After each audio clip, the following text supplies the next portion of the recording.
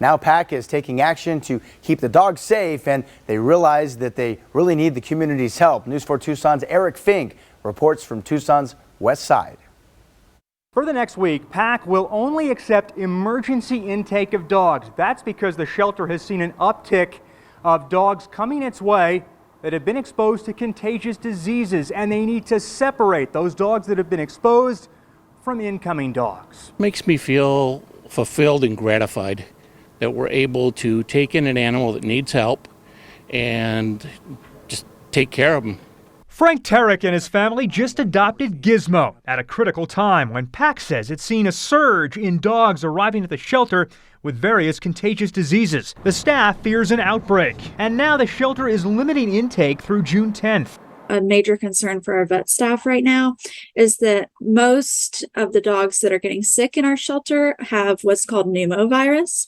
Pneumovirus is a pretty low-grade URI, an upper respiratory infection, but when it gets piled on top of things like strepso and distemper, all of that stuff can result in a really negative outcome for the dog. PAC is also overcrowded, and the vet staff says now is the time to try and get a handle on the situation. PAC says it needs to create a clean break between dogs that may be sick and those new animals just coming to the shelter. We will still take in any animals that are sick or injured.